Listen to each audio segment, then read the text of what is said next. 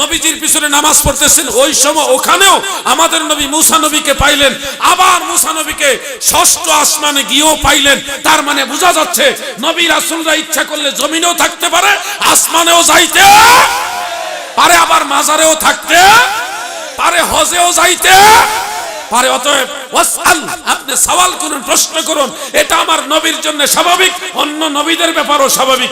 নবী চাইলে অন্য নবীরা রুহানি ভাবে হাজির হয়ে আমার নবীর প্রশ্নের উত্তর দিতে পারে, ঠিক না ঠিক? সবগুলি কোরআন হাদিস দ্বারা প্রমাণিত। আশা করি আমার ওই ভাইয়ের প্রশ্নের উত্তর হয়েছে। ইহানো প্রশ্ন আছে, একটা দেলাইছে, বুঝলাম যে আচ্ছা আর নিব না। হ্যাঁ, হযরত আমিরে মুআবিয়া রাদিয়াল্লাহু আনহুকে যারা সাহাবী মানতে চায় না তাদের বিষয়ে শরীয়তে হুকুম কি, আর যেসব পীর মুআবিয়া রাদিয়াল্লাহু আনহুর বিষয়ে বিদ্বেষ রাখে তাদের হাতে কি মুরিদ হওয়া যাবে? শিয়াদের বিষয়ে জানতে চাই। আমিরে মুআবিয়া রাদিয়াল্লাহু আনহু একজন সাহাবী, রাসূল পাকের শ্যালক, নবীজির আপন শ্যালক এবং মুমিনদের মামা। ইনি আল্লাহর হাবিবের সাহাবী। এই ব্যাপারে পৃথিবীর 4 মাযহাব 4 তরিকা সহ ইমাম বুখারী, সিহাসিত্তার 6 ইমাম, অন্যান্য ইমাম, সমস্ত আউলিয়া কেরাম, বড় পীর আব্দুল কাদের জিলানী, হযরত মুজাদ্দিদ আল ফিসানি, বাহাউদ্দিন নকশবন্দ, খাজা গরিব নওয়াজ, সমস্ত আল্লাহর ওলিরা বলেছে উনি সাহাবী। উনি কি সাহাবী? আমাদেরও বক্তব্য হলো উনি সাহাবী। আমিরে মুআবিয়ার জন্য আল্লাহ রাসূল নিজে দোয়া করে গেছে, নবীজি দোয়া করে গেছেন। তো রাসূল যার জন্য দোয়া করে তাকে গালি দেন আপনি? আল্লাহর হাবিব যার জন্য দোয়া করেছে তাকে আপনি গালি দেন? অতএব আমার বক্তব্য হলো, যারা সাহাবী, শুধু আমিরে মুআবিয়া নয়, অন্য সাহাবীদেরকে গালি দেয়, তারা সুন্নি নয়, তারা শিয়া। তারা কি? শিয়া। আমি আহলে বাইতের প্রেমিক। আহলে বাইতের মর্যাদা অন্যদিকে অনেক বড়, আর খোলাফায়ে রাশিদিনের মর্যাদা অন্যদিকে আরো অনেক বড়। এক এক সাহাবীর এক এক ভাবে মর্যাদা দিয়েছেন আল্লাহ রাসূল। আমার নবীজি আবু বকর সিদ্দিকের ব্যাপারে বলেছেন, আফদালুন নাস বা'দাল আম্বিয়া আবু বকর সিদ্দিক রাদিয়াল্লাহু আনহু। নবীদের পরে সবচেয়ে শ্রেষ্ঠ মানুষ হলো হযরত আবু বকর সিদ্দিক।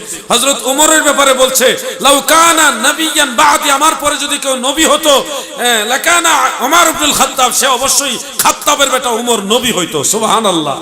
আবার উসমানের ব্যাপারে রাসূল পাক অন্যভাবে বলেছেন যে জান্নাতে আমার সাথে রফিক যদি কেউ হয় উসমান হবে। সুবহানাল্লাহ বলে। আবার মাওলা আলী সম্পর্কে বলেছেন, মান কুনতু মাওলাহু ফাআলিয়ুন মাওলা, আমি যার মাওলা আলী তার মাওলা। এক এক সাহাবীর এক এক ভাবে নবীজি মর্যাদা দিয়েছেন। আমিরে মুআবিয়া সম্পর্কে আল্লাহর হাবিব বলেছে যে আল্লাহ তাকে তুমি কিতাব শিক্ষা দাও এবং জাহান্নামের আগুন থেকে বাঁচাও, এইভাবে এক জায়গায় দোয়া করেছে। এবং আরেক জায়গায় বলছে, আল্লাহুম্মা ওয়াজআলহু হাদিয়াম মাহদিয়া ওয়াহদি বিহি, তিরমিজি শরীফের মধ্যে রয়েছে, হাদিসের সনদের মান হাসান।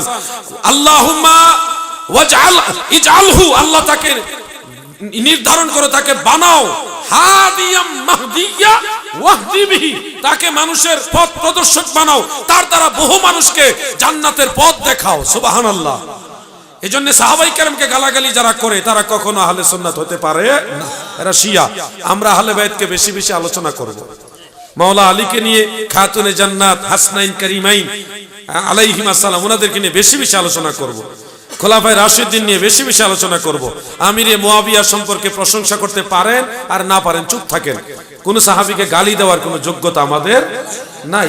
সলিমউদ্দিনের হলে কোন আলীবের নামে কুতুব জানে না, রাসূলের সাহাবীদের নিয়ে গালাগালি করে। মওদুদীদের সাথে আমাদের দ্বন্দ্ব হলো, তারা সাহাবীদেরকে সত্যের মাপকাঠি মানে না, আমরা সাহাবীদেরকে সত্যর মাপকাঠি মানি। তা আপনি যদি মওদুদীদের সাথে সুর মিলান, তা আপনি আর এই ডায়া হইতো। কোন সাহাবীকে গালাগালি করা যাবে না, মনে থাকবে, কোন সাহাবীকে গালাগালি করা যাবে না। আসহাবিকান নুজুম ফাবিআইহিম ইহতিদাইতুম ইহতিদাইতুম, আল্লাহর হাবিব বলেন আমার সাহাবীরা আকাশের তারার মতো, আকাশের তারার মতো রাসূল বলেছেন। আপনি যদি বলেন জঙ্গে জামাল, জঙ্গে সিফফিন, এগুলি কেন্দ্র করে আমিরে মুআবিয়া দোষী, ভাই জঙ্গে জামাল, জঙ্গে সিফফিনকে কেন্দ্র করে এককভাবে শুধু আমিরে মুআবিয়াকে দোষী করছেন কেন? সেখানে তো মা আয়েশাও আছে, আব্দুল্লাহ ইবনে জুবায়ের আছে, হ্যাঁ, জান্নাতের দুইজন সার্টিফিকেট প্রাপ্ত সাহাবী তালহা এবং জুবায়ের রাদিয়াল্লাহু আনহুমা আছে, আর অনেক সাহাবী আছে। শুধু আমিরে মুআবিয়াকে একক দোষী করছেন কেন? এটা ছিল ওনাদের ইজতিহাদি ব্যাপার। মাওলা আলী ছিলেন হকের উপরে, আমিরে মুআবিয়া ছিল ইজতিহাদি খাতার উপরে। এটার ফায়সালা করছে আল্লাহর রাসূল। একটা ঘটনা বলে আমি আজকের মতো আলোচনা শেষ করছি। আল বেদায়া ওয়ান নিহায়ার মধ্যে উল্লেখ, হযরত উমর ইবনে আব্দুল আজিজ রাহমাতুল্লাহ আলাইহি বলেন, আমি একদিন স্বপ্নে দেখলাম আল্লাহর রাসূল আমার ঘরে হাজির হয়েছে। সুবহানাল্লাহ। তাকায় দেখি নবীজি ঘরে ঢোকার পরে হযরতে মাওলা আলী কাররামাল্লাহু ওয়াজহাহু তিনিও সেই ঘরের মধ্যে হাসি মুখে প্রবেশ করলেন। এর কিছুক্ষণ পরে হযরতে মুআবিয়া রাদিয়াল্লাহু আনহু তিনিও সেই ঘরের মধ্যে প্রবেশ করলেন। বেশ কিছুক্ষণ পরে হযরতে মাওলা আলী কাররামাল্লাহু ওয়াজহাহু তিনি সেই ঘর থেকে হাসি মুখে বের হয়ে বলেন, আল্লাহর কসম, আল্লাহর নবী আমার পক্ষে রায় দিয়েছে। এরপর পরে আবার আমিরে মুআবিয়া রাদিয়াল্লাহু আনহু সেই ঘর থেকে বের হয়ে হাসি মুখে বলতেছে, আল্লাহর কসম, আল্লাহর নবী আমাকে ক্ষমা করে দিয়েছে। একজনের পক্ষে নবীজি রায় দিয়েছে, আরেকজনকে মাফ করে দিয়েছে। মাঝখানে গালাগালি করে বিপদে পড়বে না আপনি। কথা বুঝতে পারছেন? আমরা চুপ থাকি। যে সাহাবীর ব্যাপার আমার বেশি প্রেম, ওটা নিয়ে আমি ওই সাহাবী নিয়ে বেশি আলোচনা করি। এটাই হলো নিরাপদ। গালাগালি নয়, চুপ থাকো। আল্লাহ যেন আহলে সুন্নাত ওয়াল জামাতের পক্ষে থাকার তৌফিক দেন, আমিন।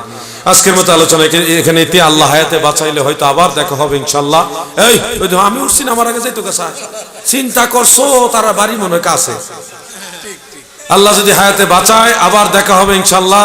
আর যদি মারা যায় হাসরের ময়দানে দয়াল নবীজির কদম মুবারকের কিনারে দেখা হবে ইনশাআল্লাহ। আসসালামু আলাইকুম ওয়া রাহমাতুল্লাহি ওয়া বারাকাতুহু।